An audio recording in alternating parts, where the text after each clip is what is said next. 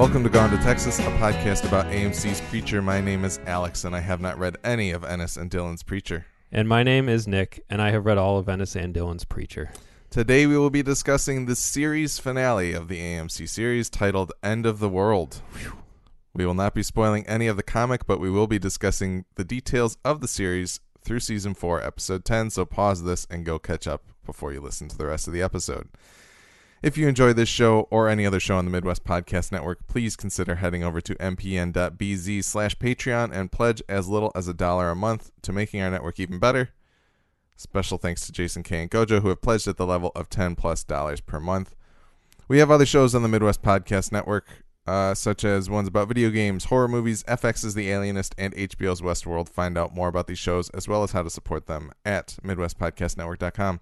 If this is your last episode with us, thanks for coming along for the journey, but hopefully you're back for the wrap-up next week. Either way, please go check out some of our other shows. I think we do a lot of great work on these other programs, and I think you would enjoy them if you like this one. Absolutely. So please go check that out.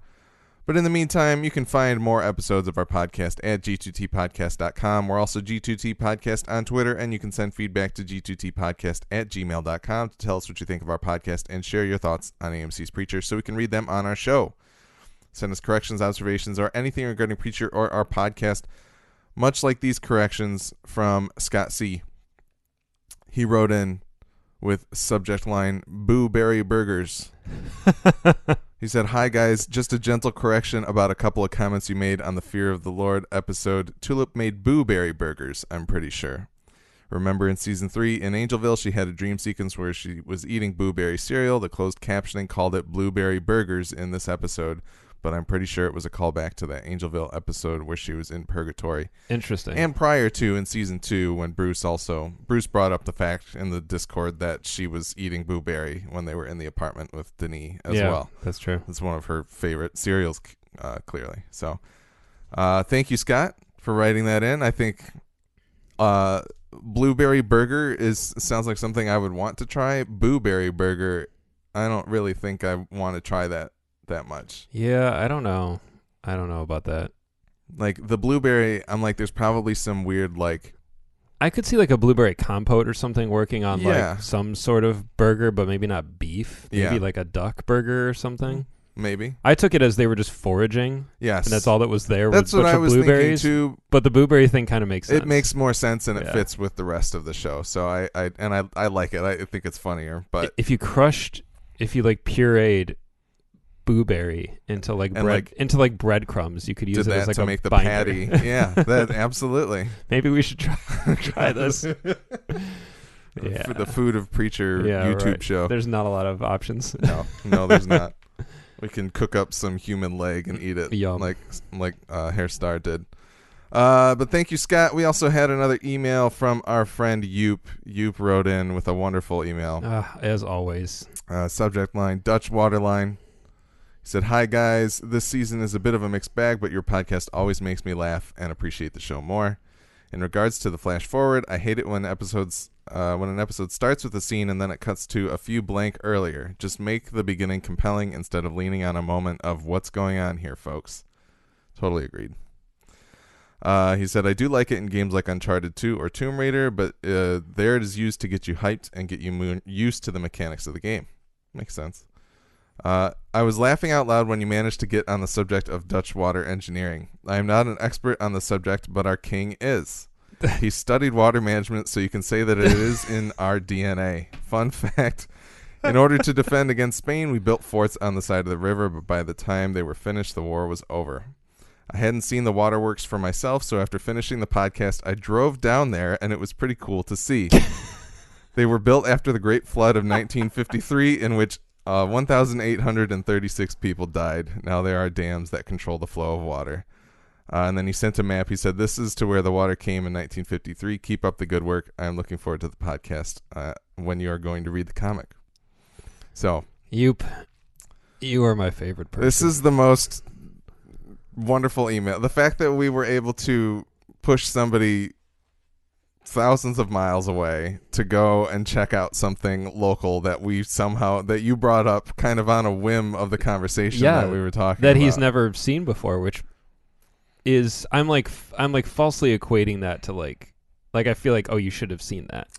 But there's tons of stuff in Michigan that we haven't seen. Yeah, or even in any of the states immediately around us. So it's really I've never been to the Statue of Liberty, so it's kind of like, but no, that's awesome. You wondered how far of a drive it was for him, so I emailed him and he said it's about 1 hour and a half drive from my home. After that, we went to the beach and had a lovely day in the sun. Oh man, so that's fantastic. I want to visit so much. Absolutely. I want to see this water management for myself. I feel like it's the ultimate like taming of nature. Yes. Being able to, I gotta wonder, do you have a lot of hydropower in the Netherlands? Is a lot of your electricity and other power generated from water? That would be, I gotta imagine yes. I would think so. If water engineering is in their DNA. If you're king, which you have a king, which is really cool. And that's his background. Yeah. That is the bomb. Yeah. No. Yeah, I legit, one time at a wedding, I had like a 35-minute conversation with somebody about this. That's about awesome. Dutch water management. That's beautiful. Weird. Well, like our family is Dutch. And so it's somehow, we were talking about like, I don't know how we even got on it, but it went on for a long time. It was great. Yeah. And I was like, man, this was like 2 years ago, and it like really piqued my interest. And that's why I started doing a lot of reading on it and that kind of thing. Because I think it's fascinating. Yeah, that's awesome. So the Midwest Water Management Nerds podcast. Coming up after Gone to Texas. Yeah. Yeah. All right. Thank you guys for writing in. That was the best. Yes. Fantastic email from Yoop, as always. Yeah. I'm bringing it around to video games, too. Like most conversations over here. Absolutely. Absolutely.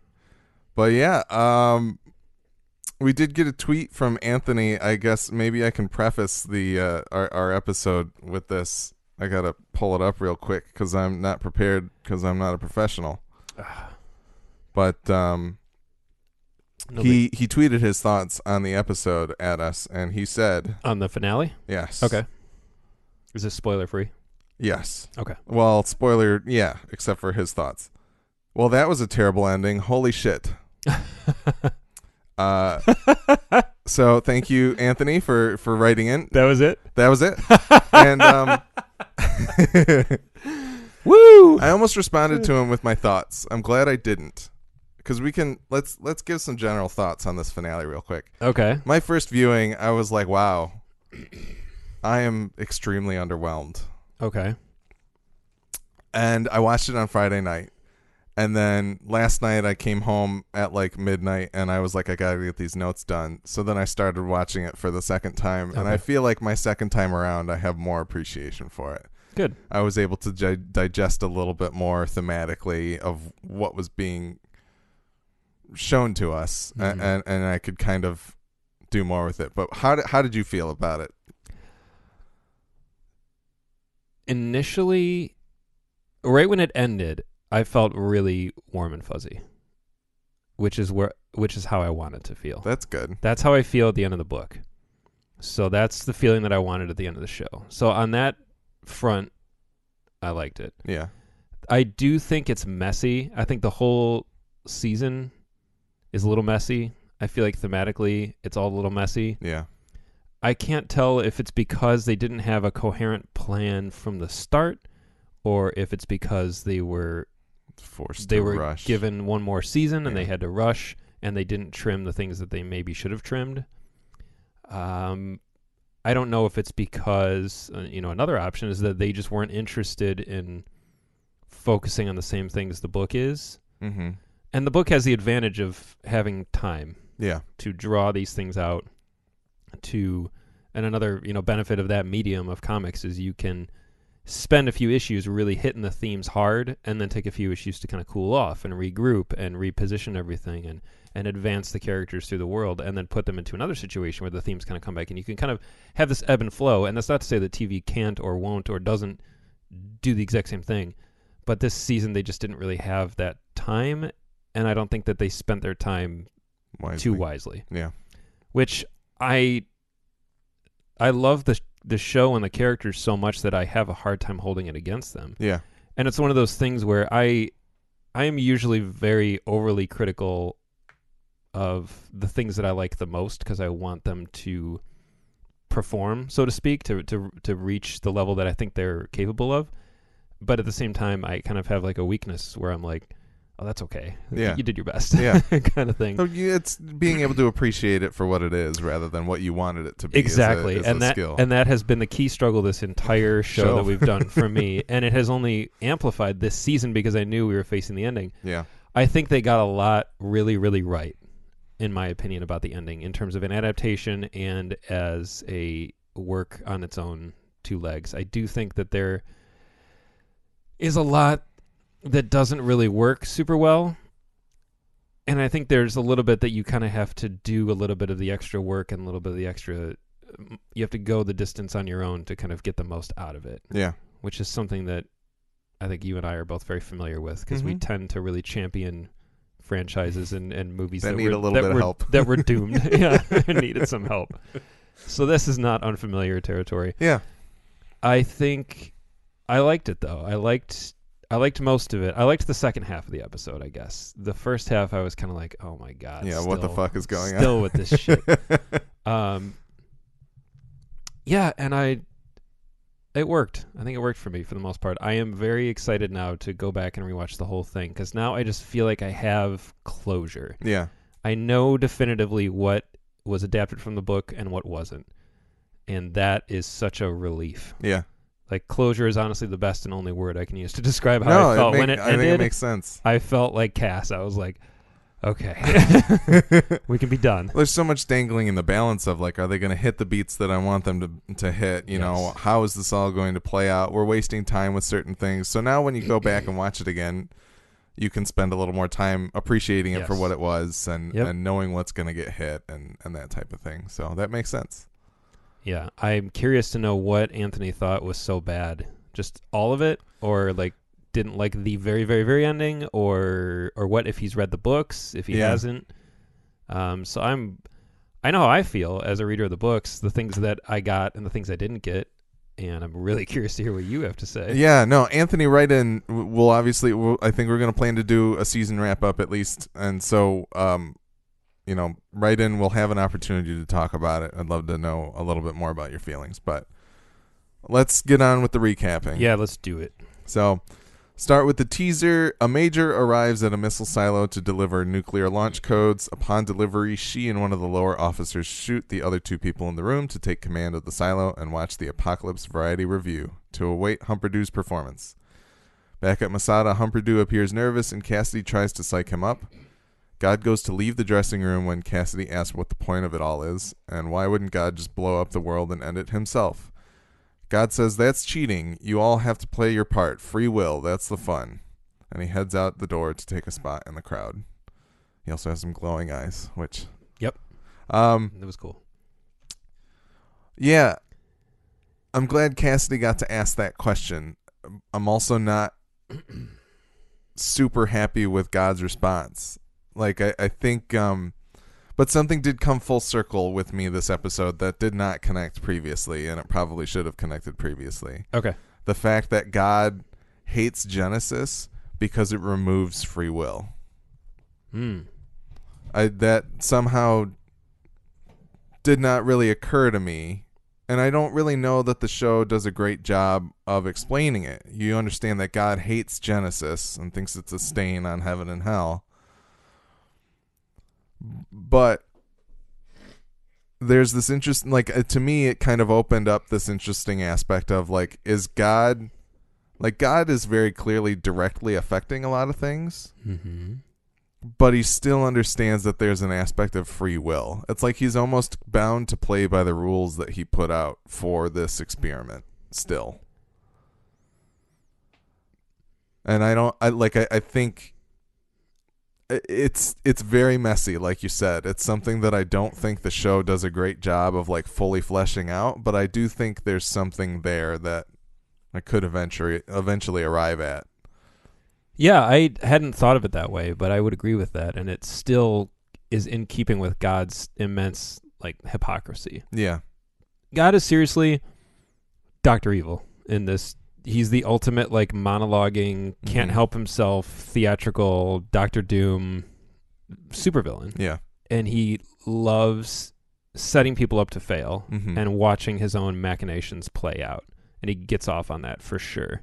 And I think that he does hate Genesis for two reasons. It is different in the show than in the book, I think. In the book, it's, like you said, it's kind of a blemish on the balance between heaven and hell and that kind of thing, but also the element of free will. And he also fears it in the book. And in the show, he doesn't seem to be afraid of it. Because he comes face to face with Jesse a lot. Yeah. It gives him lots of opportunity to use it and then preys on Jesse's faith, counting on that, and it ends up working and just is part of that positive feedback loop for God where he's like, oh yeah, I got it. I'm the man. I'm the man. Yeah. Who's the man? He's like Bruce Willis in Friends, just flexing in front of the mirror, just loving it. Yes. And so the removal of free will, like you said, I think that does irk him because it's the one thing he gave us, but at the same time, it's that thing about us that he hates. It's what makes us what we are.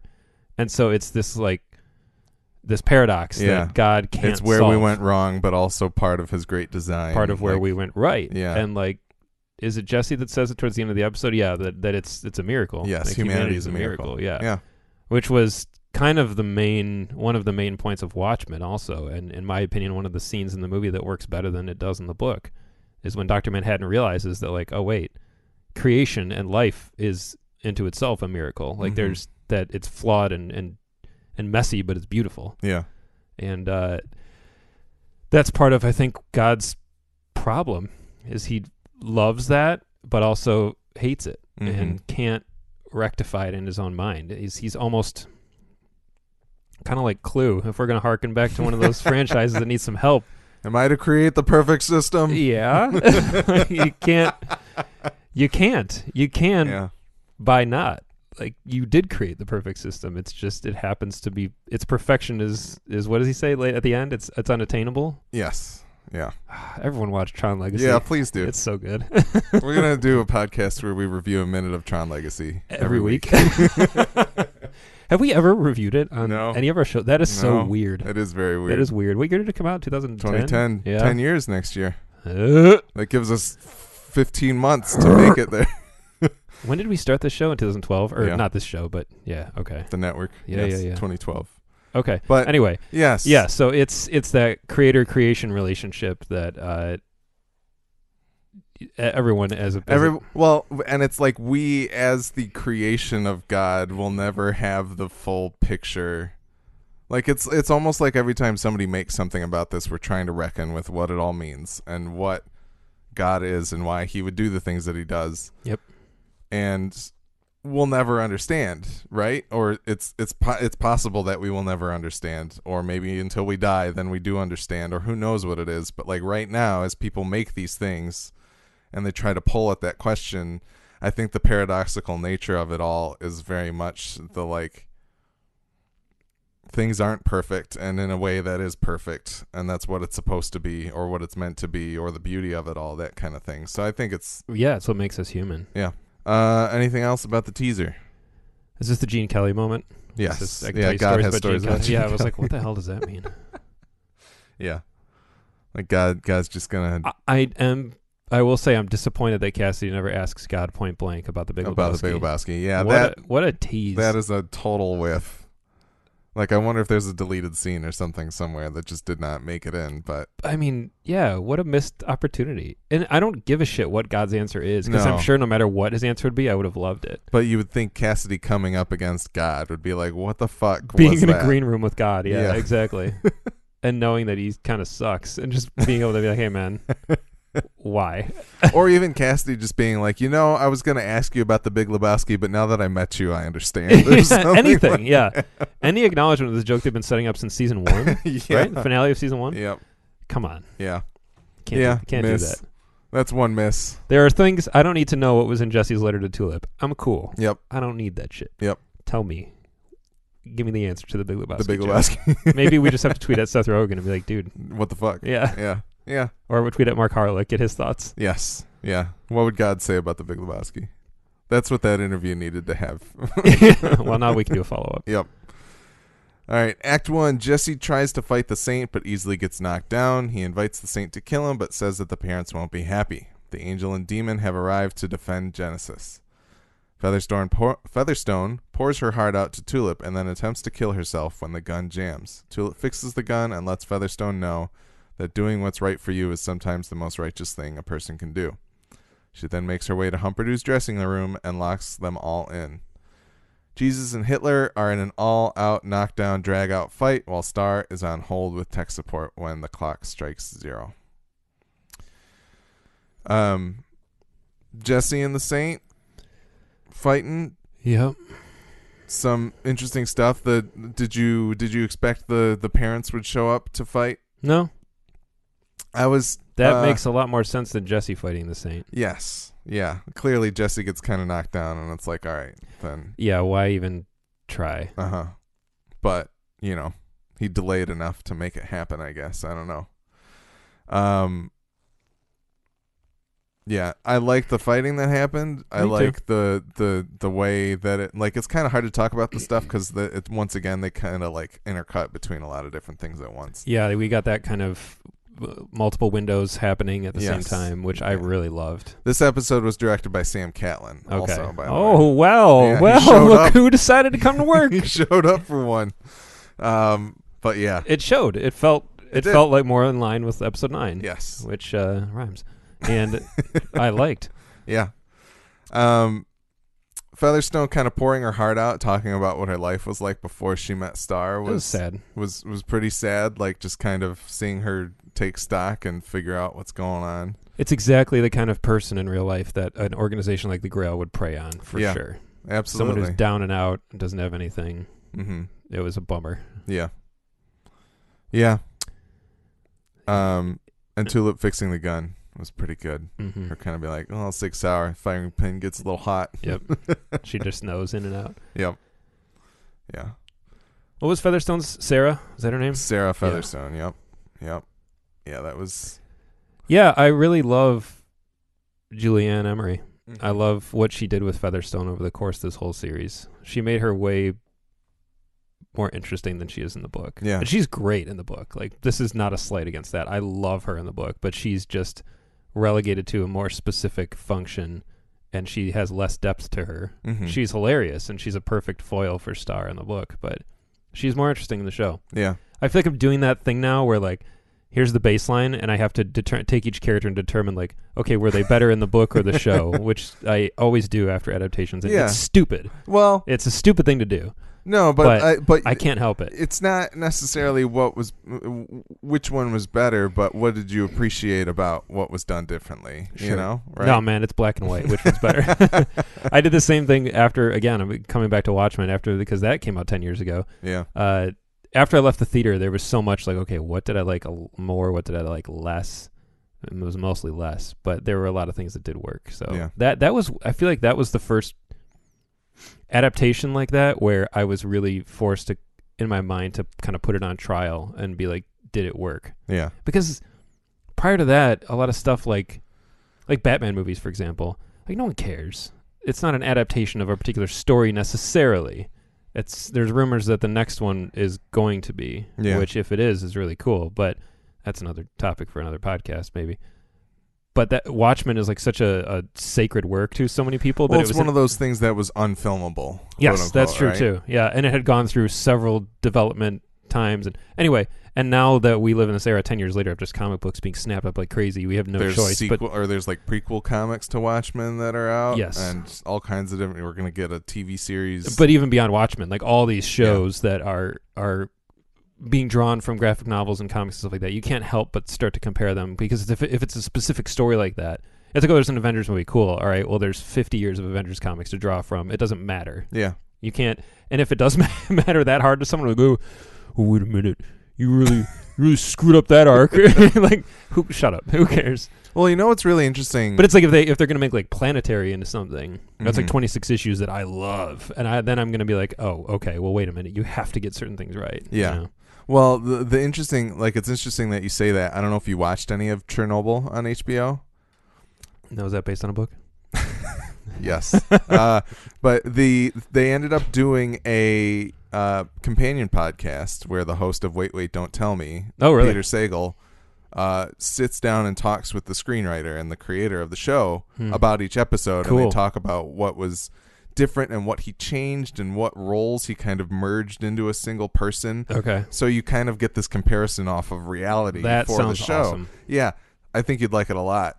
But you also kind of you get to hear him talk about making the adaptation, which is the interesting part. I feel like we don't, you get an interview here or there with Seth Rogen and Evan Goldberg, but but you're limited to 40 minutes of yes. So that was very cool. I think you'll like it very much. Yeah, I really need to watch that, obviously. I still haven't finished the final episode. I There's have 5 episodes of the show.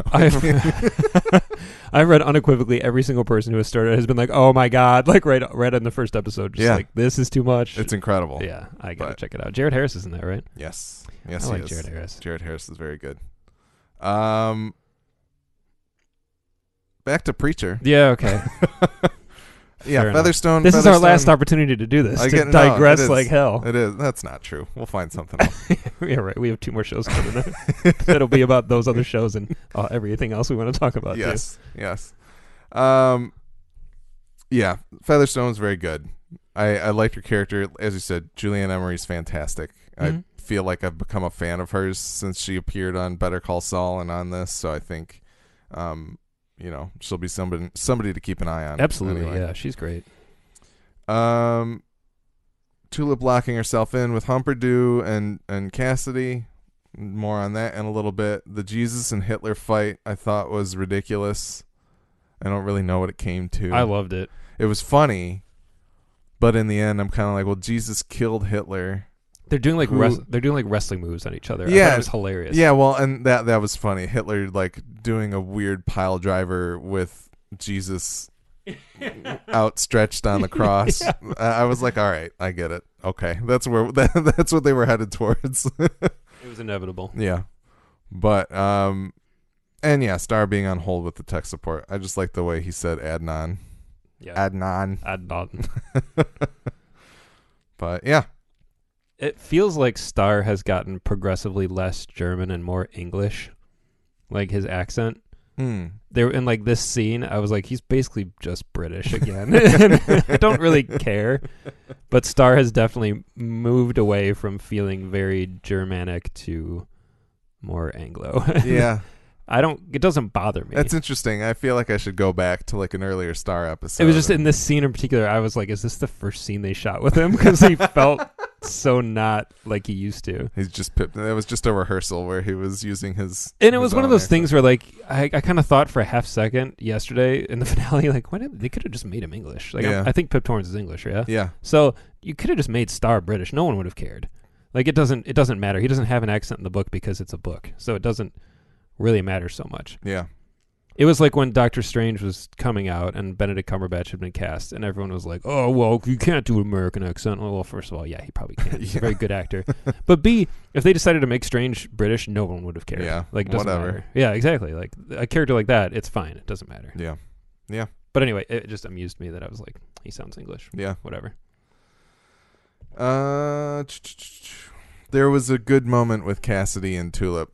This is at least kind of the start of their fight where Tulip kind of hits him and tells him to stop being a baby. Jesse's back now, and it makes sense that he's a little sad, but Cassidy shouldn't be going for the apocalypse just because Jesse's back, right? Yeah. Yes. And Cassidy, it feels like Cassidy finally kind of stands up for his feelings a little bit, at least, and he kind of has to confront them, to fight Tulip anyway and stop her from killing Humperdew. But he has a line. He said, "You hit me a lot, and honestly, I let it go because I love you. So I just let you hurt me, but I am done. And if you hit me like that again, honestly, I'm gonna fucking kill you." Yeah. I got 2 F-bombs in this episode, and they weren't bleeped for the AMC premiere, at least. No. So that's cool. Yeah.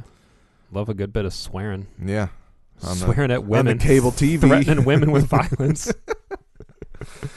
But, yeah. No, it was really interesting because that was a joke, by the way. Oh, that's actually coming up in the next thing, but that's fine. Oh, well, we can wait. No. Okay. What were you going to say? I think we're so used to the fact that Cassidy will heal and regenerate that we forget that, like, that hurts. Yeah. And it hurts more when it's coming from someone that he loves. And he's right. Like, Tulip has spent a lot of the series kind of beating the shit out of him. Yeah. And Jesse, too. And you don't think about how he does kind of take it. Yeah. Cass, man, I have so many feelings on Cass. I guess I'll have to save a lot of them for later. But what he said rang pretty true. Yeah. Like, it was definitely not appropriate, but at the same time, you can kind of really get where he's coming from. Yeah.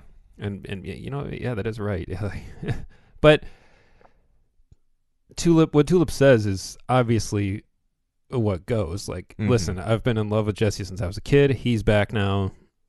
That sucks for you. Sorry, that sucks for you a little bit. A little bit, yeah. And she's right. Like, that, the thing happened, and Jesse he's like, you're right. Everybody's at a crossroads where they can all be good. And obviously you can kind of look at Jesse and Tulip as kind of the two protagonists of the show, and you want it to work out for them. But you can't dismiss Cassidy's broken heart either necessarily. Yeah. I think the show did a good job of right in this moment kind of putting you like, oh wow, like I feel the triangle finally comes to like a head. Exactly. At least. Yeah. All right. So Act 2, Eugene gets full facial bandages taken off at the hospital, and he still mostly looks the same, but people are still horrified.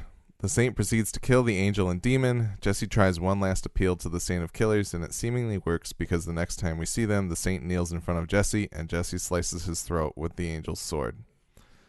Tulip tries convincing Cassidy to let her kill Humperdew, but Cassidy stands up for himself and starts fighting Tulip. While God is bored and hearing bullshit from the couple in the crowd, Featherstone holds up Star. She wants to kill him for being a quote-unquote unbeliever. Star almost manages to convince her not to get on a submarine where he can repeatedly pleasure her with his anus, but she declines the offer. She corrects him one last time about her name, but he proceeds to shoot her before she can shoot him. Eugene. Yeah, who cares? Yeah. Who? Why? They made it seem like they were setting the Doctor up to like be a character, like someone we knew. Yeah. But it wasn't. But I was like, for some reason in that moment, I was like, is Eugene's dad gonna walk through the fucking door? Like, I know he's dead because he exploded with Anvil, but like, it just, I don't know. I wondered for a second if Eugene was dead and he was in hell, and this was an elaborate. The extrapolator. Yeah. Or it was heaven, and he was being tested, being put through something to try to like let his brain cope with. I don't know. I thought maybe it wasn't, and then I still was kind of like, oh, that would at least make it a little bit interesting. Yeah, but no. Or I thought he was gonna the doctor says something about sleeping with the angels. Yeah.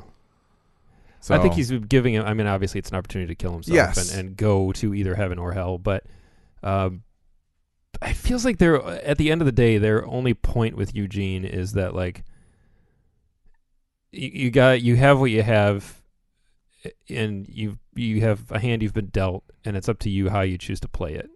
It feels like they're trying to say something with him that they just didn't get the time to develop in the right way. I mean, they had the time, they just chose to spend it on something stupid, but I feel like they spent so much time making Eugene good, making him more interesting than he is on the page, and then just undoing it by being like, nah, he just is still angry at Jesse, and he just shoots him, and then he gets put in jail, and then he gets out, and he gets hit by a car, and then he gets out, and then he becomes a punk rock singer. The shooting Jesse thing, I think, is the biggest offense, because I could see some type of through line of like, people have treated him terribly, but he's still at heart been a good person. Exactly. Right? Yeah. But then him going to shoot Jesse and being angry about that, I think is it just kind of undercuts any meaning behind that. And Jesse was never cruel to him.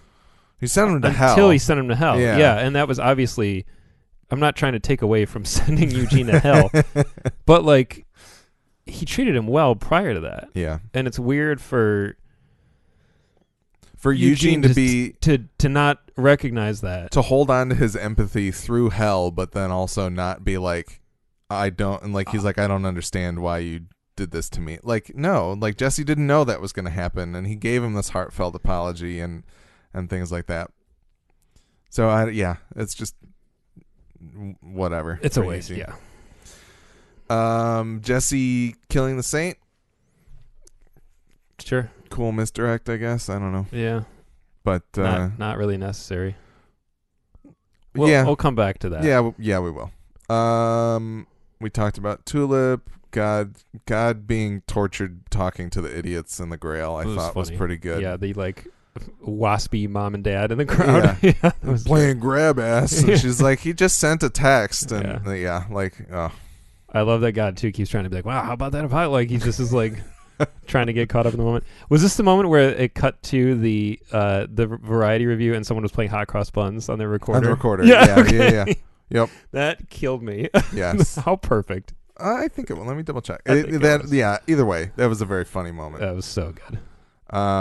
So many great decisions in like what the acts would be. The and what people would backup do. acts after the clock has hit 0. Yeah, just that guy like, playing we piano. need anybody. Yeah, getting vegetables thrown at him and stuff was amazing. Yeah.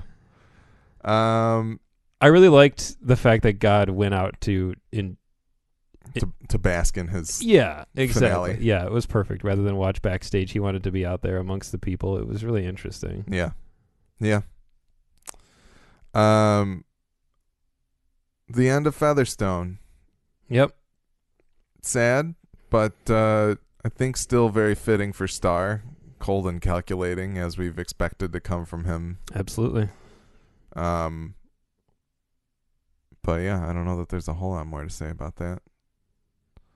He had a okay. Here's one of the themes that I think the show comes around to. His point in everything. Featherstone's pissed at him for being a non-believer. I don't know why they called them unbelievers, but they did. And he says, "Life is not a thing to pass through. Life is the thing." That's it. That's the line I was Yes. thinking. Okay, Yeah, so it is okay. from this. Yep. Look there, the particulates of dust dancing in the sunlight. He continues on like that. That moment, Star is like the emblematic atheist of like, this is the thing. Enjoy now. This is what you get, and that's it. Which is amazing because he knows that He knows God and there's a heaven and yeah. hell exist, but he's kind of like. So, like, from that standpoint, I guess I very much enjoyed.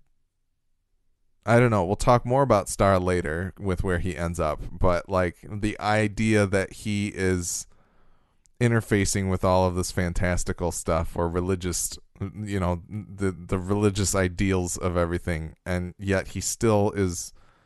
He's unwavering in that and just believes what he believes about life. I think it's an interesting character to put up against and in league with God to kind of. Yeah, I'm so torn with Star because they do a really good job of portraying him as the kind of pathetic asshole that he is in the books. Yeah.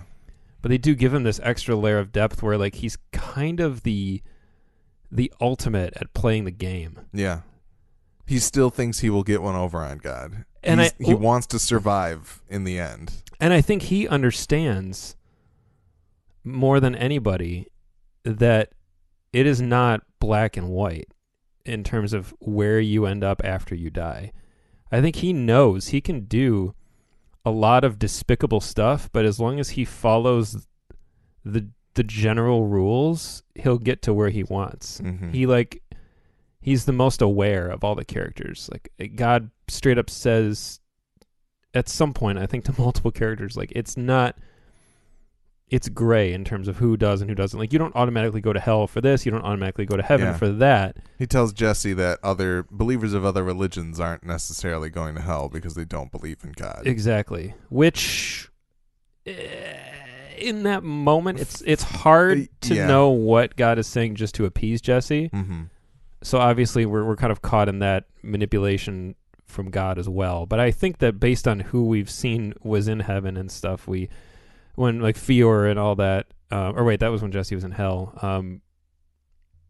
I don't know. I guess we don't really know who's in heaven. That's true. Still. But I still think Star kind of understands that, if he had fulfilled his obligation to God, he got what he wanted in terms of his looks, and he probably made some other deal like, oh, I get into heaven also. Yeah.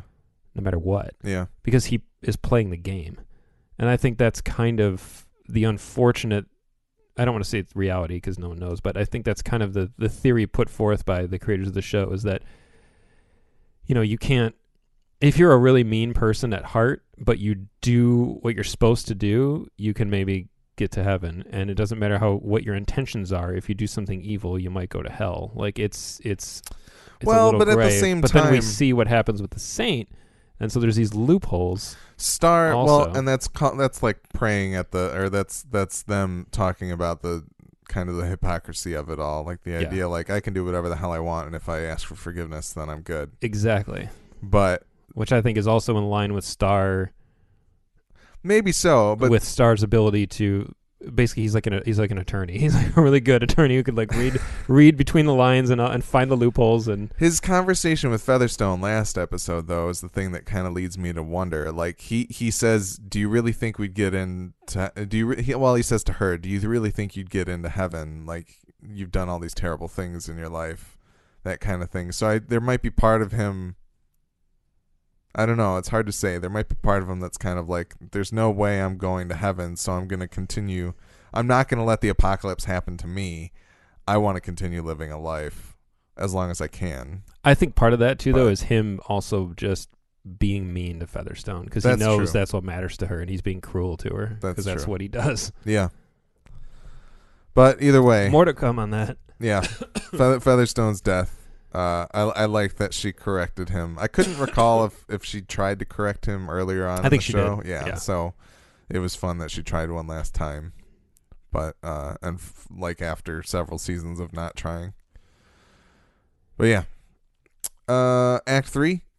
Tulip and Cassidy continue the fight, really beating on each other. We see Cassidy's vampire strength and speed on display. As they fight, Grail members attempt to break down the locked door to the dressing room. Tulip manages to shoot Cassidy in the chest twice, but he gets the upper hand in the end and has to decide whether or not to shoot Humperdew. Humperdew understands what's going on, and as he says, "To the moo," Cassidy shoots him. Just as Humperdew falls to the ground, Jesse breaks the door down. Jesus finally manages to kill Hitler when God shows up to offer him the part of Messiah. Despite it being all Jesus wanted, he turns God down, and God gets angry and storms off. God hits the elevator button to go down, and he sees Star slinking off with a bunch of suitcases. He tells Star to run and then gets on his motorcycle himself. Eugene's doctor comes to try and kill him. Nobody cares. And Jesse gets on stage and tells everyone that the apocalypse has been canceled and that he's going to stop trying to find God, but then he uses the word to command the Grail to find God for him. The apocalypse has been canceled. Like that great line in the Pacific Rim trailer. Yes. Yeah, Tulip and Cassidy fighting. Good fight scene. Yeah. We do, like, Cassidy being able to, like, move Masada bricks with his fists, I think, is a good... Like, I don't necessarily feel like we've seen that demonstration of strength with him before, which is something we've talked about in the past. Yeah. So that was cool. The line of him being like, "You think I'm funny now? Or you think I'm funny still?" And she's just like, yeah. That part of this relationship, and all three of them, where they can beat the shit out of each other but still kind of come down and be like, well, fuck, we're still friends. Like, this is still... We matter more to each other than whatever bullshit is going on outside of us. Definitely. I think... It's definitely true friendship. Yeah. And that was pretty beautiful. Humperdew's death... It works. Yeah. It's sad. Yeah, it was very sad. Although him flopping out of the coat, like the garment rack or whatever, was kind of like... they definitely were putting it up there, I feel like, as a test. To be like, do you laugh at this or don't you? Because I remember, as he was falling out, I was like, I recognize that this is silly, but I'm not laughing at it. Like, it's just bumming me out. And it was sad that he had to kill Humperdew, but then also, like, it also gives this... As he falls out, we look behind the garment rack, and that's when Jesse busts the door open, and that shot of the three of them just, like, standing there as the dust is settling was, like, fucking awesome. It was very cool. Like, even the glimpse that we had of the three of them together at Masada for the first time in the credits that we saw at the beginning of the season is like, oh, that seems like a cool moment, and it's ruined for me now. But then I got this one looking through the garment rack that I was like, this is great. Yeah. So I loved how... Just to rewind slightly, how Cassidy was telling Humperdew to get out of the clothes. Yes. Get out of the clothes. And then, like, when Tulip and him are going to fight, he's like, Hump, get in the clothes. Get in the clothes. Yeah, exactly. Oh, man. I'm going to miss Joe Gilgun so much. Yes. In this. The way he could take such a stupid line and make it serious is phenomenal. Yeah. Yeah, but it was good. I liked seeing his speed on display. Yes. The fact that he and Tulip fight is very interesting, and it's a bit of a... it's a bit of a direct pull from the comics, but also different. I liked it. It was not. It was what I expected, but not what I expected. Not why it happened. Yeah, right? Yeah. You'll Different get circumstances. You'll get there if you ever read it. Yeah. We'll talk about that one day. I'm dying. I wish this will be something I'll probably have to talk about in the book spoilers portion of the Discord. But it was cool. Yeah. I like that God. Why did God send the Cleavers over to check on the dressing room and not go himself and intervene? You know what I mean? Yeah. That I'm still... Again, if they were following... I guess I think I know why. I think at this point, God understands that if he were to come face to face with Jesse, Jesse would just use Genesis on him. Yeah. That's probably why. He can't go do it himself. I don't know. I remember thinking at this point, like, well, the bit with Jesus. Yeah. So they eventually arrive at like God trying to retrieve Jesus to come and be the Messiah, and Jesus is finally like just like, and he's like, all right, he's gone. It's like when he tells the Cleavers to go check on them, he's kind of like, okay, this is a lost cause. I need to go and get Jesus. Got to move to my backup plan. Yes. And it is messy. But once again, the whole line of like, what is God willing to do and not do in order to leave free will intact? Well, so God, this is something I wanted to dig into a little bit more. God's like, it's all showbiz, which is a line that I loved. I almost wanted to pause it and be like, just inject this directly into my veins. God equating religion to show business and saying, I don't need you. The Messiah thing is just showbiz. I could blow the whole thing up at any time for any reason. And I wonder if that's true. I feel like it is.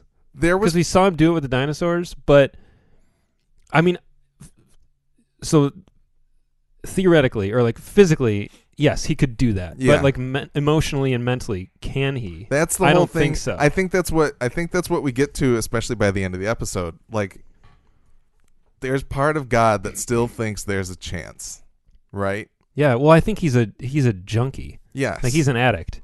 He's an addict that gets off on the love and adoration of his creation. But he can't force it, as we see with his unseen creations that he makes. The idea, he gave them free will, and the fact that there's still some people that find love for him, even though he, quote unquote, does terrible things to them, it's probably the best high that he's ever gotten. Absolutely. Like him interacting with that dinosaur eating its own shit. Yeah. He was like, fuck this. Yeah, this is not what I wanted. This dumb animal is not. Yeah, exactly. Yeah.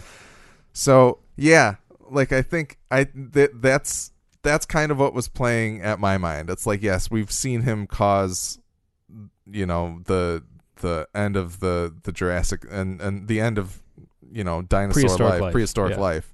Thank you. But the humans... He's and that's the thing. God made man in his image. Like, This is him coming to face with like the end of that creation that he made like himself, and for better and worse. Yes. Yeah. So the fact that God has those same hang-ups that you would expect of somebody else, I think it's great, and I think it's an examination of something that most people who are religious would scoff at, because they're kind of like, no, God is above us. God isn't petulant. God doesn't have feelings about like whether or not you're doing something right. It's like, it's black and white. You are in compliance or you're not, like that kind of thing. So the fact that this show takes the time to kind of be like, what is God feeling right now? Yeah. I think is very compelling. And it's simultaneously better, I know I've said this before, better and worse in the book, because God, you kind of get, like I said, you kind of understand where God's coming from a little bit in the book. And in the show, I feel less so. I feel more like, we kind of, I think as a viewer, you're kind of supposed to look at God as sort of the ultimate, like, not good dad. Yeah. Like, you want him, you hold him to a higher standard. And which is really funny, because with Jesus, we've talked about this portrayal of Jesus as like a regular dude, and he even kind of says that in this episode, like, I'm a person. Yep. And we're 100% cool with that. Or when I say we, I mean me and you. Yes. And by and large, I think everybody should be like, you know what? This is Jesus I can get on board with, because that feels true to what probably actually happened. But God is God. Like, he's not a man. He's God. So we want to hold him to a higher standard and be like, like your dad. Like, you want to put him up on a pedestal, like, especially when you're a little kid. You think your dad is perfect and invincible and strong and never makes a bad decision and is not and never was a person. And then as you get older, eventually you grow up. You realize that your dad is fallible like everybody else, and is a person and was before you were born, and has gone through all the same stuff you have and has made a lot of the same mistakes, and maybe more and maybe fewer. But I think as a human, ideally, you and your parents kind of eventually come into sort of into an understanding of both your human experience with them, and they are still your parents forever. But the relationship changes. And with God, you don't want that to be the case. Yeah. You want it to always be, he's always going to be God. And, we have good parents, you and I, so we are on good terms with them. But you look at God as like a bad dad, a dad who even still is like a dick and sets this impossible standard for you and acts like he's better than you, even though he's not. You're never good enough, but he wants your love anyway. Yeah, exactly.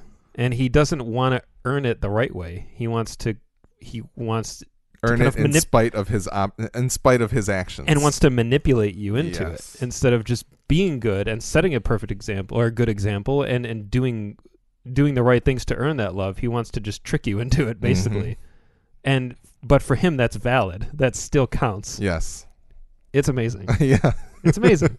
And Mark Harlock plays it so well. Yeah, like I feel like what I'm expecting from the comic, I'm almost feeling like there's maybe a less is more type of situation that arises out of the comic. Yes. But in this sense, like the very bare bones, like examination of it. I love that the show effectively raises these questions, right? Yeah. And it's interesting because the book, I reread, after I watched this finale, I reread the last, I think, 6 issues of the comic. 6 or 7. It's kind of like there's like a 6-issue arc and then like a final issue or something like that. Anyway, mostly because I wanted to be correct with everything that I was going to say in this episode. But so the stuff with God, like some of these themes, they are there in the book. They're just so minimal and so subtle, and like a couple of panels, like speed read and you'll miss it kind of thing, that it never really affected me in my previous reads like the show did.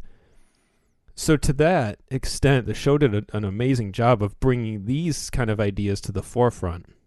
It even actually ratchets it up another notch by a theory that Jesse posits about Genesis in the book that is not in the show. It even takes it a step further, and it's something that I had never really clicked with me quite as much before, and now that I read, I was like, oh, wow.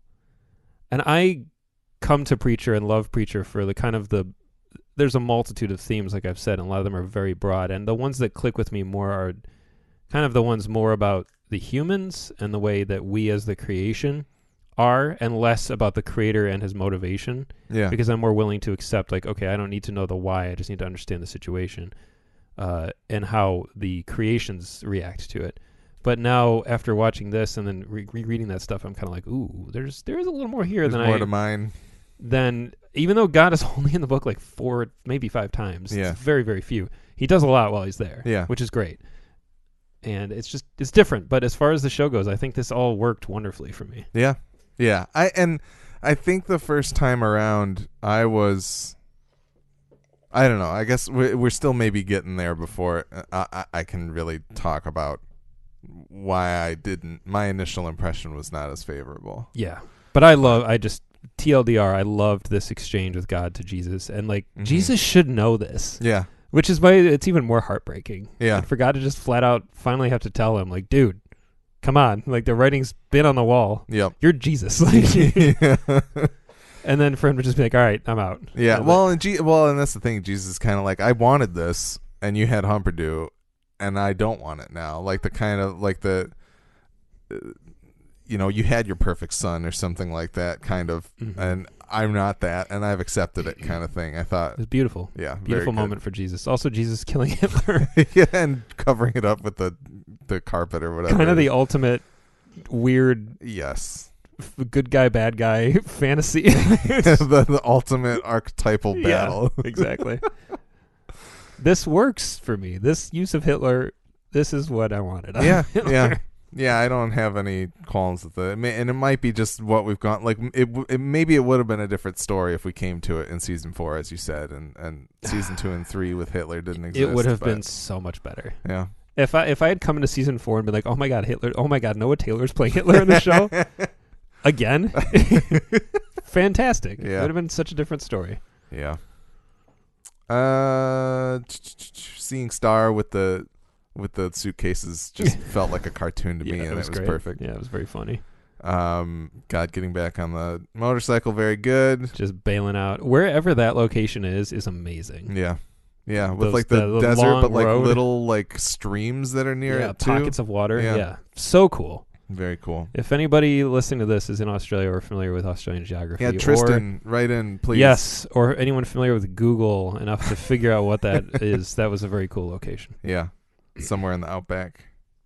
And yeah, that's pretty much it. Jesse canceling the apocalypse. I liked his speech. I did God too. being gone. I loved this is a weird detail, but you'll understand.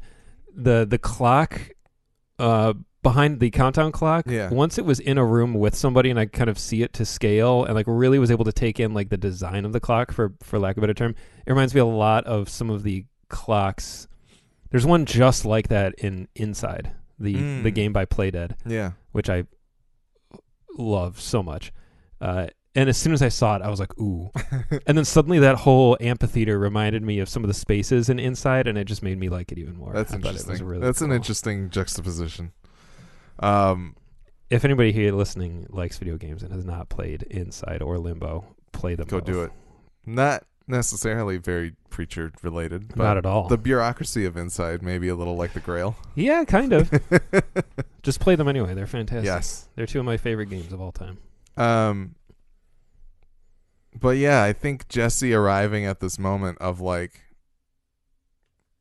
I don't want to find God anymore. I found him a little bit, and I haven't gotten the answers to my questions, but I want to get back to living my life, I think was kind of a beautiful revelation. Yeah. It was also weird how he's like, I don't want to find God, But you can. but you guys all go find him for me. Yes. Just go work for me. Well, and it felt like this weird reset of like, we've now finally gotten to the point where God straight up, like, I felt like the apocalypse was off the table. I felt like he probably wasn't going to replace humanity still. He was just gone. We finally and reached we reached the point of the comic, kind of. I was like, wait, is this show going to end with like, the way it should we're have started. finally on the comic? Kind But- of. Yeah, I thought the Yeah. exact same thing. Yeah, it was very interesting. He's like, you know what? I thought, and he is deluded enough in his mind that I think he would think like, I thought you guys wanted the apocalypse. And Yeah. You don't even want that. Yep. So you know what? I don't know what you want. I'm out of here. Yeah, absolutely. So that was interesting. Mm-hmm. That was where I was kind of on the edge of my seat. Like, I wonder what this is. I wonder what this finale is really going to be. I genuinely did not know. I was not watching the time while Yeah. I was watching it, and there were multiple times where I was like, "Is this where it ends?" Like, which was kind of a great feeling to not know exactly when it was going to end, and it kind of kept going, Yeah. but not in like a Return of the King kind of way. Yes. Like I liked it. Yeah. All right, Act 4, Eugene tries busking again. Nobody cares. Jesse, Tulip, and Cassidy bask in the fact that they actually legitimately saved the world, just like Churchill, Lincoln, and Frodo Baggins before them. As they wonder what's next, we cut to 2 years later in Texas. Jesse and Tulip are on the run from the Rodriguez brothers after stealing a rare car part from them.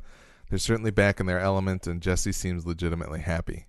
They somehow make it back to O'Hare's Auto Repair despite their low ammo and deliver the part to Kamal, who installs it in Mrs. McDougal's car. Jesse and Tulip walk in to watch their baby daughter sleep in her crib. Jesse tells Tulip that Cassidy called and he's at a peyote conference in Oaxaca and he seems happy. She thought Cassidy was coming back, but it seems like he's not going to yet. Jesse gets a phone call, and it's the Grail. They've found God, and he's in Texas. San Antonio, in fact, parked right next to the Alamo. Jesse goes to see him. Yeah. I liked the song that Eugene sings. It was a fun little moment. I didn't really care Which about one? it. The Closing Stars. Time? Well, I love that song, period. But Okay. No, like the Circle Jerks Stars and Stripes. I didn't know if that was a direct reference from the book or not, and it was a little on the nose. A lot on the nose, but. So, do you want some minor book spoilers for Arseface? I don't want to call him Arseface in the show, but in the books, he's Arseface. He's not Eugene. I don't know that it's necessary, really. This is essentially his ultimate fate in the book. Yeah. He becomes like a music sensation, okay, but for all the wrong reasons. Yeah. But he's such he's such an unimportant character in the book that you don't care, and you're just kind of amused by it. And it's more of a commentary on like like music and like the stupidity of youth. That Ennis is like really slick with some of his stuff. He gets a lot of stuff by you without you necessarily noticing. Yeah. And then some of it is so hilariously on the nose that it's the only way it could be, and it just is beautiful. And that's the way this is. Like there's like multiple news segments throughout the book where like Jesse, it's so beautiful. It's part of the reason the book is so good. You won't see Arseface for like 8 issues, and Jesse will be like in a bar and he'll look at the TV and there's like a reporter talking about Arseface. And it's just woven throughout there like that, and it's perfect, and it's the way he should have been in the show. It feels like they tried to do that kind of with like only seeing him every once in a while for a very small amount of time, but it did not. It didn't work. No, so. I think Arseface is kind of ultimately one of the failures of the show. Yeah. But in the book, it's great because you just see these moments of like reporters talking about Arseface and how he's affecting youth culture, and it's really good. It's really, really, really good. It's perfect. And I'm even sadder now that the show eventually got there but didn't get there. Yeah. Like if somebody tweeted at us once about this show and said, "I'm glad that you guys aren't writing the show." Yes. While what he said was fair and his opinion, he's entitled to it. That's shit. Because you're not wrong, but you are a little bit, because there are things they could have done better, and I feel confident saying that now that the series is over. And I think if they could have kept a lot of the stupid Eugene crap in hell, and if when he had gotten to Jesse in this season and just forgiven him or moved on and just be like, "What are you going to do now, Eugene?" I don't know. I'm gonna go wander, and just accelerate this a little bit more earlier. Just have him busking and have it work out the way it did, and then just kind of pepper him throughout the last few episodes. Boom. Yeah. Better version of Eugene. You actually made his arc worthwhile. You didn't make me hate him. And you have those fun moments where Cassidy could be like at the Holy Bar and Grail or whatever it's called, the motel. Yeah. And look on TV and see something about Eugene playing, like headlining like the Warped Tour or something, and be like, "Oh, there's that crazy." And they literally, that boy looks like an arse. They probably could have like shot all of that in like the first season and just put green screens or did whatever they needed to do. And it would have been so much better. Yeah. This I stand by. Yeah, that was at the Jonathan Root who tweeted at us, "Love your podcast. I'm glad the showrunners are running the show and not you guys. I do like hearing your viewpoints and that you always emphasize that you love the show anyway." And you guys had a really good back and forth, and that's fine. Yeah, and he's right. We are not professional TV showrunners, but we're here to tell you what we would have liked. And I think that this would have worked better. Yeah. I agree immensely. Both as a fan of the show and the book. I don't know whether or not it would have worked better. It probably would have. What I do know is that what they did not work. Period. There you go. So, all right, and then their kind of debrief after everybody left the amphitheater and that they saved the world was nice. Mm-hmm. The Frodo Baggins. It was a fun moment. Was funny. Yeah. But 2 years later, them with a baby daughter, Nick, how do you feel about? I guess I don't know exactly what happens in the comics, and you don't necessarily have to share, but how did you feel about this kind of, we get to see where Jesse and Tulip's life would head without the journey? I really liked it. I think it's true. It's faithful enough to the book. It doesn't have the same kind of grandeur as the book. There's a really big moment at the end of the book between the two of them, and it's fantastic, but it's like Princess Bride big, sort of, in terms of like sweeping romance. And it doesn't need to be in the show. They didn't need it. It worked great the way it was. So I really liked it. It's a little weird that they're still like criminals like that. I was like, okay, you have a daughter now. I get that these are your true colors, and that's what you do. And so you kind of can't help but smile and be like, Well, those and crazy kids. It felt to me of like they are literally stealing car parts for tulips. Like it was a rare car part. Like they didn't have an option to buy it's one. for her legitimate business. Yeah, that's so true. I kind of liked it. Like I thought it was funny that like they probably mostly live in like a non-criminal life. But That's true. When they gotta go steal a rare car part, they'll do it. They have skills. They'll and do they've it gotta for put 'em Mrs. to use. MacDougal. Yeah. Yeah, and they will kill some bad gangbangers, and they need to. Yep. I like that she's gonna MacGyver her way out of this. Like something about power lines. Do you have your And the lighter? lighter. And we don't have to see it, which is No. way better. That was pretty good. Yeah. I'm glad he still has the lighter. Yep. Even though John Custer was shit in this series, Mm-hmm. and God even brings up John Custer later. Yep. I liked all that. The baby daughter thing was very cool. I was like, and really neat and exciting. Yep. I like their little home. I like the peyote conference in Oaxaca, and Mhm. he threw up with Woody Harrelson. Yes. I did like all that. I feel like I really liked where they land with Cassidy, but at the same time, I just needed a little more. A little more of them together. I needed They a should little have more. had a diner scene or something afterwards. I needed a little bit of closure. I needed a. What are you gonna do now? I needed a. I love you guys. I'm gonna go walkabout for a little while. Yeah. There's definitely deviation from Cassidy in terms of this in the book. But there is a moment. There's a line from Cassidy towards the end of the book that they could have just slipped it in. put it in, and Yeah. it would have made everything, I think, more palatable for fans of the book. And Interesting. I don't really. I have to see where the guys in the Discord who have read this fall on all these landings. I can't wait to talk to Dave and Bruce about it. But yeah, there just was one line, and especially after I reread it last night, I was like, oh man, why didn't they just include that line? It would have been so beautiful. It probably would have made me tear up a little bit. Like it just would have worked so perfectly. But it doesn't really matter. I can only judge what's on the screen, and I have no real complaints about that. This is just a little bridge that could have carried over between the two that I think would have been fantastic. Interesting. I love that. What's his name? Kamal. Yeah, it's just like Kamal lives like, there. and all the bar and grails exploded or whatever. Yeah. So I'm just gonna. I also love that they have Humperdoo's picture by the phone. Yes, yes. That was so good. Absolutely. Got to remember Hump. Yeah.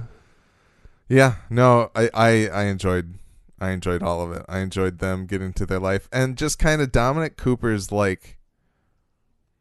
I feel like that moment that we share with Dominic Cooper, kind of realizing that he loves where they're at. He loves his life. Yeah. He loves his life.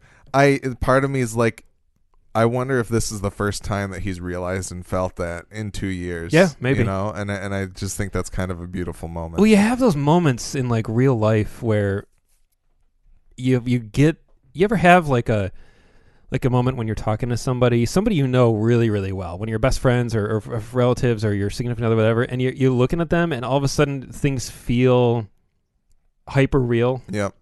Yeah. Do you know what I'm describing? Like a little bit of, like, yeah.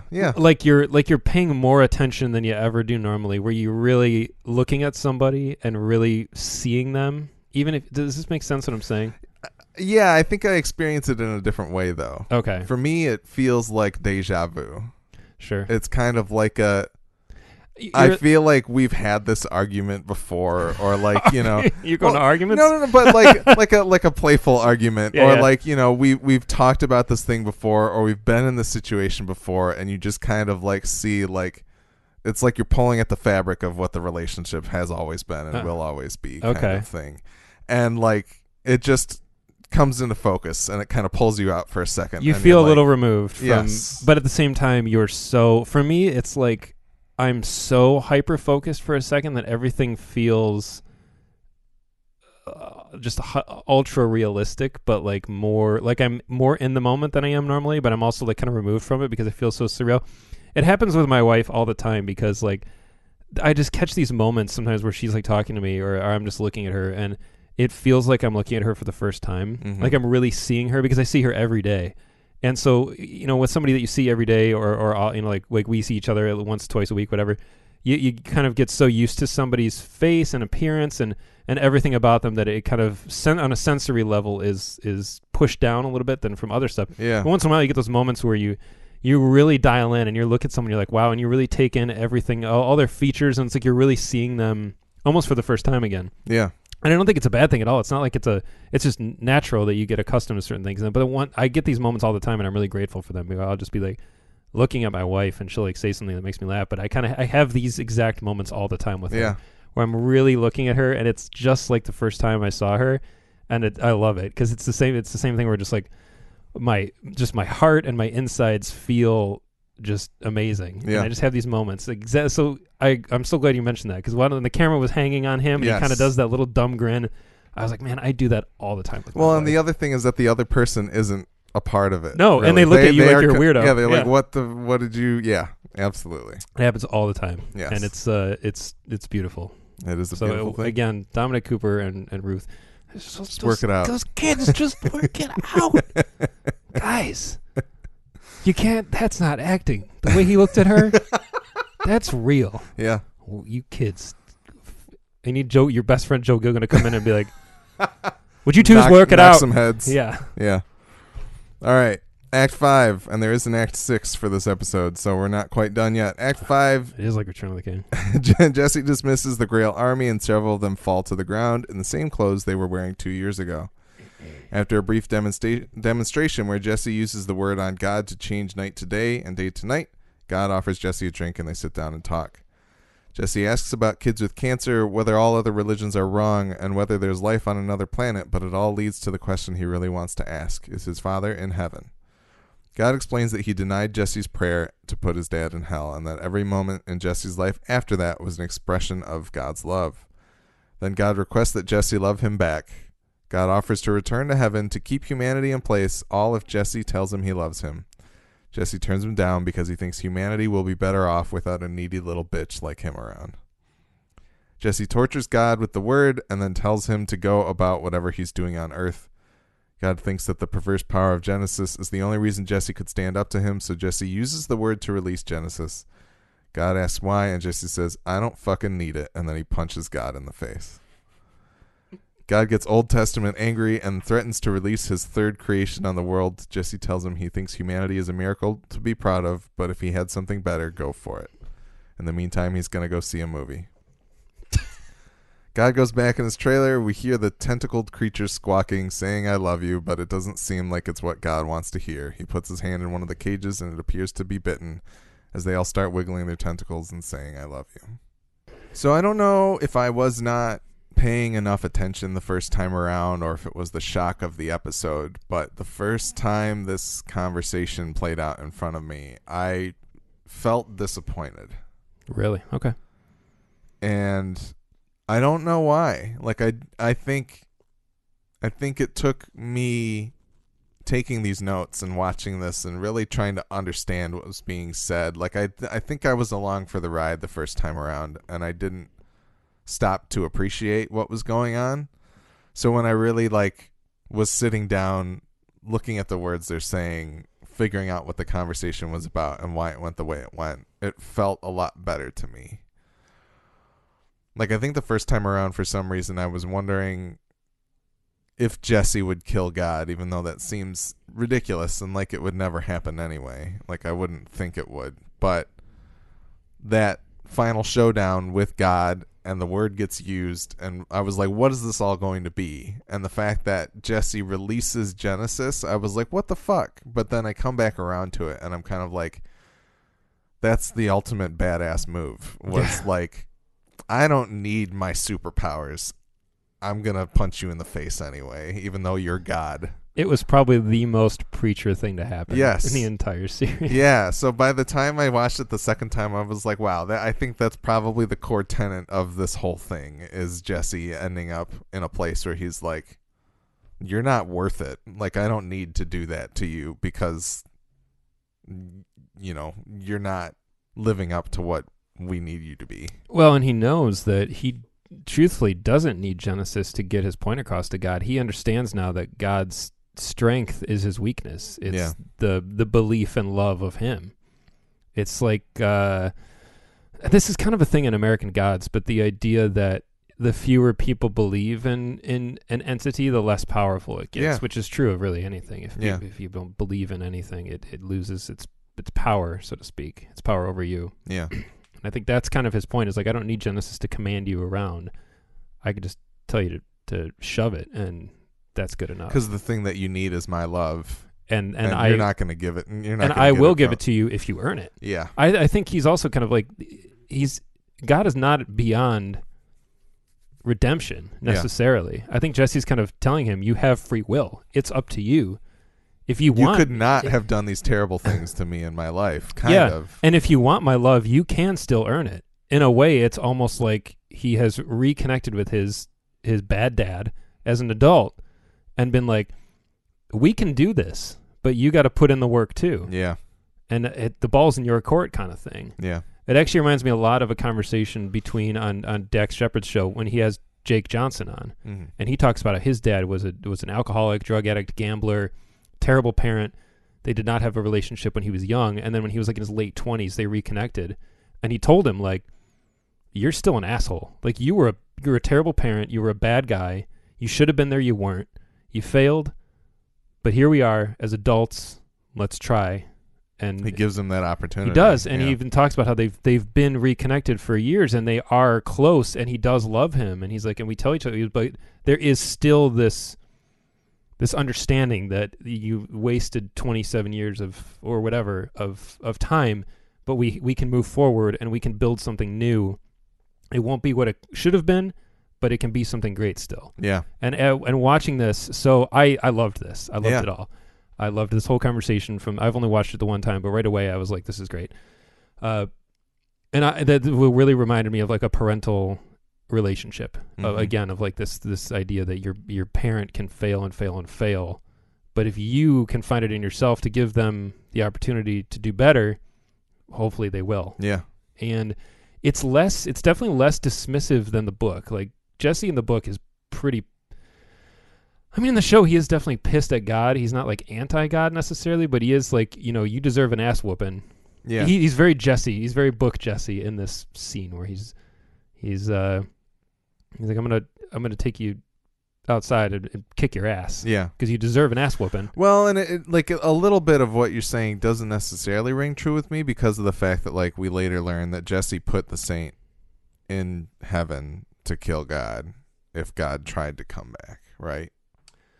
Yeah, I maybe. think so. I guess we don't necessarily know the motivation. Well, because he also says like he gives God the opportunity to just continue to walk the earth. Yes. He's like, you don't have to go back to heaven. You can just fuck off to Arizona. Do whatever you're doing. Yeah, exactly. He gives him the choice. He also knows that whatever God's new creation is, it's not going to be what he made in his image. Yeah. He's not going to do it. It's great. I was thrilled that it was at the Alamo. Yeah. Yeah. I'm like a big giant series of confrontations happen at the Alamo in the book. And I did not think we were going to get the Alamo in the show because we're in Australia. Yeah. I was like, even Bruce and I talked about it earlier this season. I was like, just jokingly, I was like, what do you think they'll get to replace the Alamo? Because they replaced Monument Valley with the Outback. And I was like, what are they going to do to sub out the Alamo? Which led to a really funny conversation with spoilers for the book about the nature of the Alamo and that kind of thing. But anyway, that made me really happy. That was beautiful. I was really excited. I had a big dumb smile on my face and when it was at oh man, it was great. The John Wayne movie that they go to see afterwards is the Alamo. Yep. So it's Texas and that Ennis's idea of the American ideal of like the West and the Southwest and that American spirit that he's simultaneously making fun of and embracing is so inherent to the book and the character. And I feel like it was a little bit lost in the show, but I'm glad it kind of comes back around. The idea that you could punch God in the jaw at the Alamo to teach him a lesson is like the most Jesse Custer thing possible. That's pretty good. Yeah. No, I think it's a beautiful conversation. I think some of what my disappointment was God going back into the trailer, and I was like, what the fuck did all of this mean with like him making these tentacle creatures? But then by the end, I'm kind of like, it's a really on the nose. He goes to interact with his creature and gets bitten on the hand, like biting the hand that feeds again. It's kind of a very like... See, that's not what I got out of it. What did you get out of it? I was pretty sure he was killing it. I thought he was choking it to death, and like it was a room full of them all squawking like, "We love you, we He was love you." annoyed by it. He was annoyed because it was a failure. Interesting. He created something more like the dinosaurs and the people. They're giving him just unwavering love. It's kind of the opposite of the dinosaurs, where the dinosaurs are so stupid that they don't care, Yeah, right? that's true. And then the tentacle creatures are like, we were made for the express purpose of giving you love, but Yes. God realizes that's not what he wants. Exactly. I thought he was killing it, and he was Interesting. going to kill them all. Because I thought it was like, oh, this is dark. He's just strangling them all in their cribs, essentially, because they're like infants. I was like, I would have to watch it again. There's part of me that felt that God was in pain, okay, but he could be in pain because he's killing his that was creation, that was my take on it. So I don't. Maybe you might be right. That makes more sense. I think what Jesse said to him rattled him so to his core, and he understood that like he was not going to improve upon humanity, and he's faced with a decision. Like I said, he could work to do better. Yeah. He could try to do better. Once again, become an actual loving God. Yeah. Or not. Can he? Is he capable of it? He's fallible in the same way that we are, because we're made in his image. And I think that he just was so, it was a little bit of a bummer, because I feel like they did reach this point. They reached this moment where Jesse like lays it on the line, and God, I'm like, okay, there's a chance here for some redemption. But the preacher has been pretty clear as a story, I think, in both mediums, that God is kind of beyond redeeming in terms of the eyes of the creators. And for him to go in and just start strangling his infant creations, I was like, okay, we're committing to the fact that he's bad. And then, further advanced by what happens in heaven. But yeah, I loved the conversation. I thought I took very few notes in this episode, but I feel like there was something. Yeah, I did. There was. We didn't talk about Jesus yet, or Jesus at the hardware store. Yeah, that's we'll next, I think. Yeah. When Jesse punches him, and then God says, "I will rip you apart. I will gorge on your innards and pick my teeth with your bones." And Jesse says, "Still won't make me love you." Yeah. And then Mark Harlick's like, "I am a loving God, Jesse, but my patience with you, my patience with all humanity is nearing its end. You will return my affection, or your replacement awaits." Yeah. And then Jesse says, "Man, you're tough. I get it. We got flaws, thousands of them, millions, of course. But on the most part, I think humanity is a goddamn miracle. And for that, in my opinion, you should be proud. But if you've got something better cooking up in there, by all means, go for it. Meantime, I'm going to see a movie." Yeah. I'm going to go see a movie. That's great. Fantastic. Yep. It was very, very good. So, yeah. I loved that God was just chilling at the Alamo in his RV. Yeah. Yeah, he Once parked again, at the Alamo. Back in his robes. Yeah, not wearing With his cup. fine tailored suit. Yeah. Yep. The bushiest hair, and once again, it just keeps getting bushier and more frazzled, and it's very good. All right, Act 6. Jesus works at a paint service desk in a hardware store. The customer is being a dick, but Jesus kills him with kindness. He still calls him a dick, though. Star's playing golf when the Pensacola Police Department chief pulls up on a cart to arrest him. After the chief tackles him, Star starts jerking off on the green. When the chief notices his gun is gone, Star turns around and kills the chief and his officer. They get buried in a sand trap, and Star's life goes on. We can stop and talk about those real quick. Yeah. The Jesus moment working in the store. Loved it. It's great. Yeah. Jesus being among the people, preaching his word, trying really. one person at a time to make the world a better place. Yeah, but then also kind of be like, that guy's a dick. Yeah. Very good. I mean, I get it. You gotta blow off a little bit of steam. Yep. He's only human. Yep.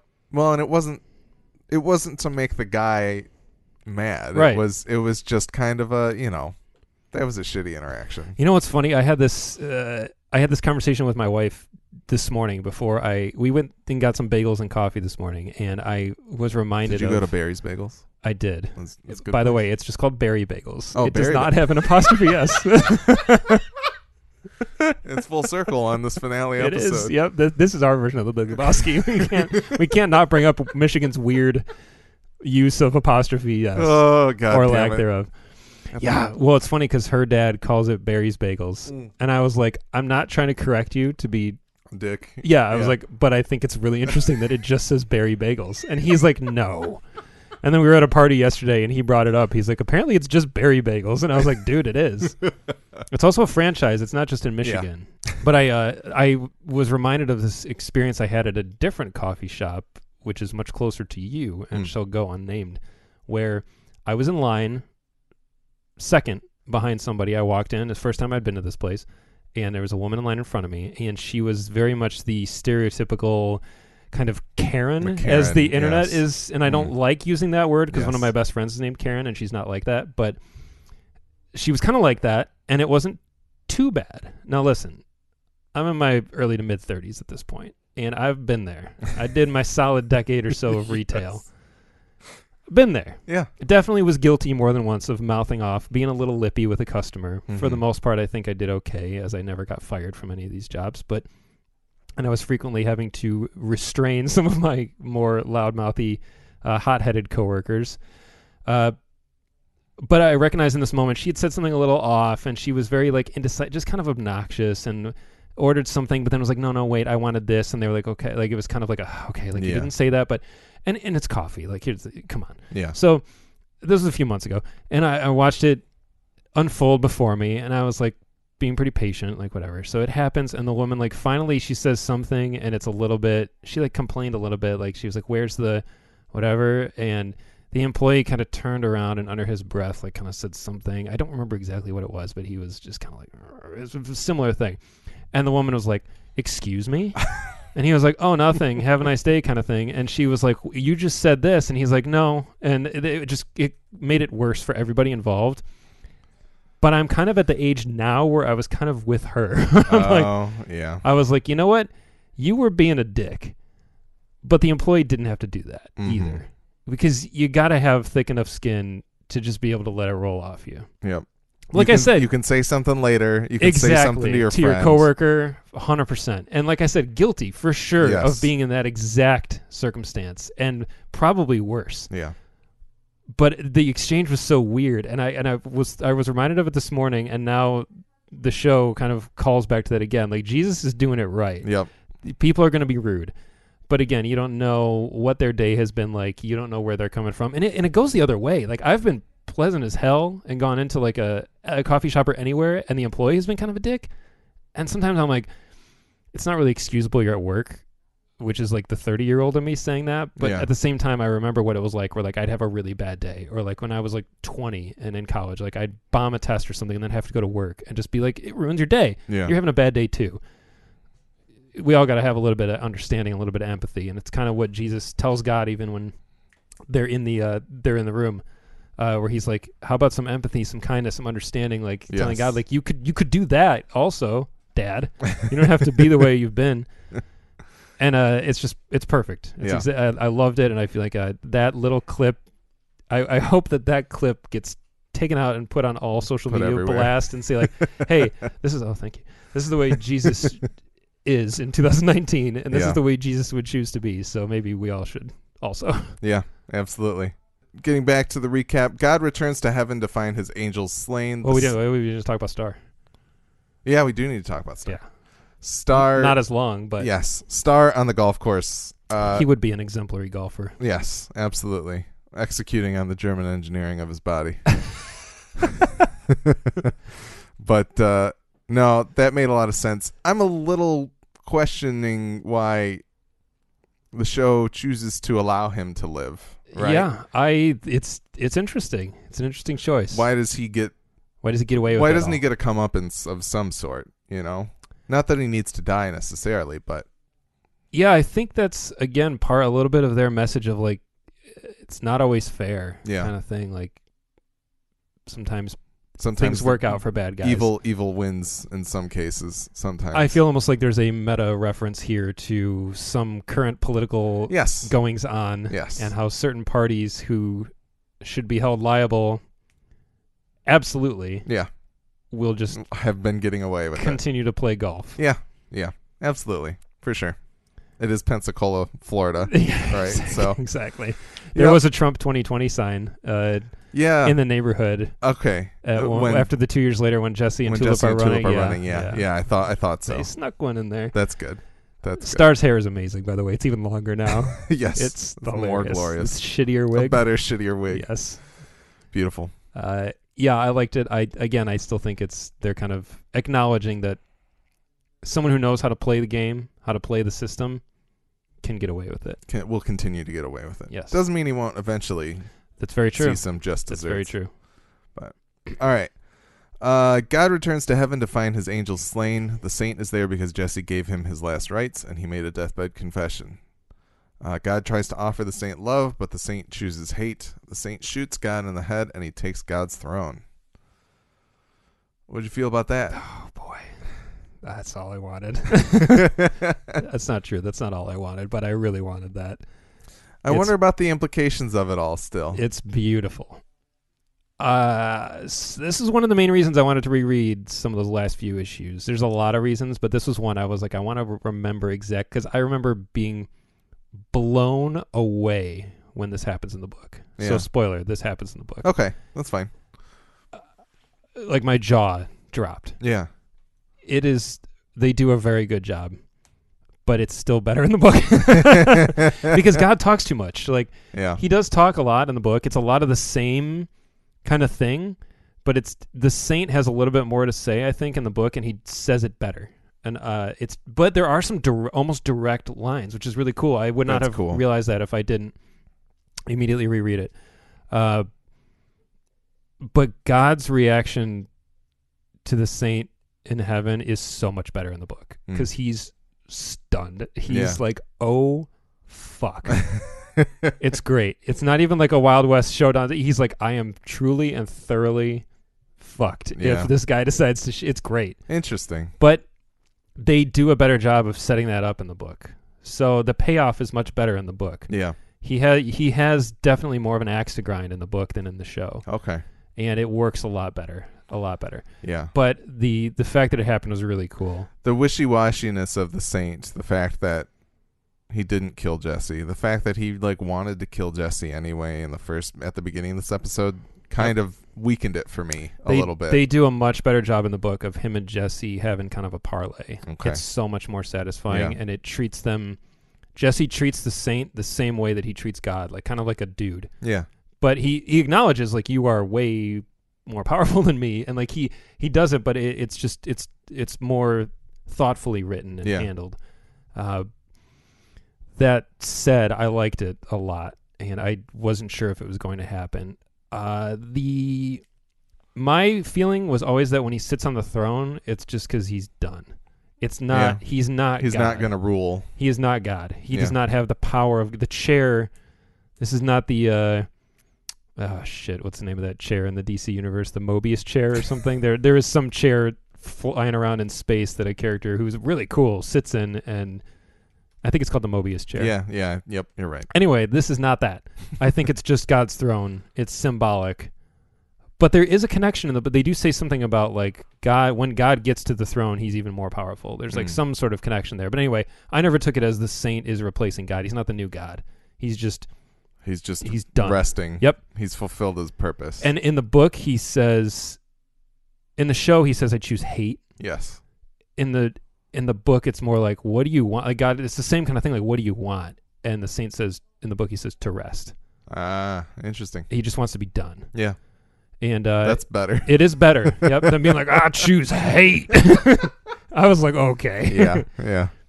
Yeah. But at the same time, it that's something that only he can do, right? But only partially because of his power set, but also because of his mentality. He is so consumed with hate, he'll shoot God no problem. It's similar to what they do with Cassidy.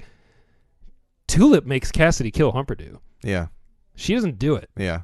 She could. In that moment, the fight's over, right? Yep. She could have done it, but there's something we didn't take a moment to reflect on where Cassidy's so much for second chances because he's thinking, okay, I'm damning myself right now. Yeah. Even more than I'm already damned. Again, he's throwing himself on the grenade for someone he loves. He's doing that so she doesn't have to. Yeah. He could throw the gun at her and be like, you do it. You want to do it so bad? You do it. Get that blemish on your soul. You kill Humperdew while he's looking at you. And he does it. He does it for her. Yeah.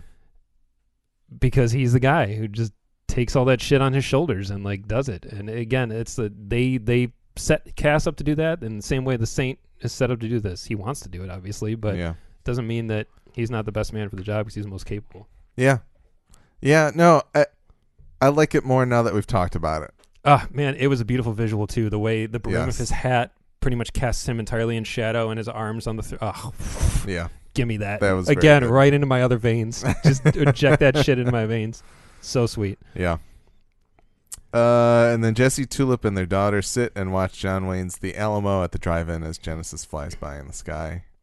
Very cool. That was a nice little moment. Yeah, the ultimate fate of Genesis is, I like that it's kind of unclear. It's just it out just there. becomes this celestial thing flying around. Yeah, it's awesome. I like that Tulip has a little moment where she kind of looks at Jesse. Yep. It's the opposite, the other side of the coin. Oh, thank God it was John Wayne, too. Yeah. So good. Yep.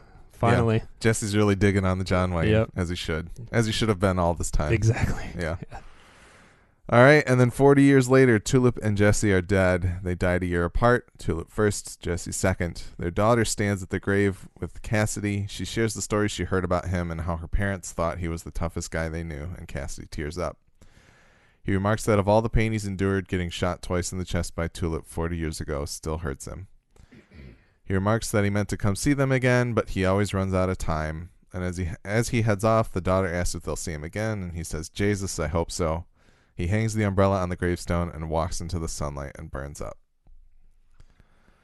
Italian chef kiss. Yeah. That was a beautiful moment. Yep. I don't... Thank God Joe Gilgun got the last word in this show. Yeah. I mean, that they know. They know.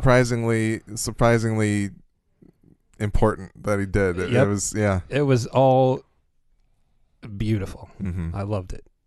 Is this coda in the book? Is there a coda in the book like that? Yes. Yeah, kind of. Okay. Yeah, yes, sort of.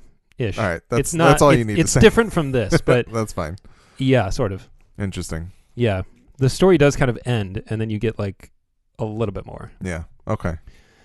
I was so focused on the gravestone that said Jesse that I did not even see the Tulip one at first.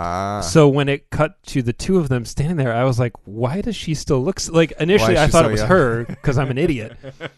And I was like, okay. And then after a second, I was like, oh, that's cool as hell. Yeah. And so in a way, I'm glad that I didn't see it because it was almost a cooler reveal for me. Yeah. I was like, wait a minute, did Cass turn Tulip at some point? Like I thought she was like, but then it clicked and I was like, oh God, that's good. Yeah. That's fantastic. Yeah. Just casting her, be like, just put a wig on her. And it's a good wig. Yeah. This is not a shitty wig. No, it's not. It's not. Well, maybe it could just be her hair too. It could, yeah. She is just the best. Yeah. Because it is like she's playing Tulip, but also not. It's different. It's a different character. Yeah. Like she does a good job of differentiating them. Absolutely. Slightly less of an accent and just kind of, By the way, can I, in addition to my tailored suit God hot toys, can I get a Finale Cassidy hot toys? Yes. This is awesome. Trench coat. Cool black future clothes. Yes. Absolutely. So good. That would be fantastic. But yeah, no, I think it was a beautiful ending. I think they did a fantastic job. Yeah. Wrapping everything up. Yeah, it was a great conversation. It cut to some of the heart of the relationship. I'm really glad that when they said that, Dad always said you were the toughest person he knew, that Cassidy's like, that means a lot coming from him. Yeah. Because he knows the iron that that Jesse's made out of. Yep. It was fantastic. Absolutely. Simple. It was simple. It was understated enough. It was serious. It had a little bit of fun with Cassidy, but it wasn't like over the top. It was somber in the right way. He looks healthier. Yeah. To me. Yep. He looks a little bit better. There's a little bit, like I said, there's that one line from the book that I wish that they had kind of migrated into the show. It would have been before this scene, and it would have made this scene even better. But I can't tell it to you. Sorry. Yeah. All right. I think I have a suspicion. Restricted privileges to those feels who like read. there's room for Cassidy to heal after saving the world. You mean in terms of the show? Yeah, definitely. And it would have been interesting for them to acknowledge that and have him kind of be like, I am not the worthless. Yes. My second chance became something else kind of thing. Yeah. I think there could have been a comment on that. Yeah, you're dancing around it, but you're not. I don't think you're as right as you might think you are. Okay. So, but you'll get there one. That's not to like disparage. No. You don't know because you don't read, Alex. Whenever you do read this book, you'll True. understand, and we'll have a beautiful conversation about it. But anyway, Cassidy is the most complex character in the book. He's the most complex character in the show, besides God. And he's complex in a different way. Like, it's not, like I said, I'm glad I have closure now. I know where they took the character, and it makes me love it whole cloth. Yeah. And whereas before, very frequently, I'd be like, I don't know. Why are they doing this? Yeah, exactly. Yeah. I liked it a lot. His ending is fantastic. I love the ambiguity of it. I love that really bittersweet delivery of that last line. Yep. I like to think that that was the rehearsal, and they rolled on it, and they were like, oh, the whole crew's crying. That's the take. We're going to use it. Well, and then just him out of focus walking in. I was just going to say, I'm glad they didn't throw the focus to him. It was perfect. It was fantastic. It was probably the most cinematic episode of the season. Yeah, maybe the show. It was great. Potentially. Yeah. Well, what do you say we reconvene in about a week?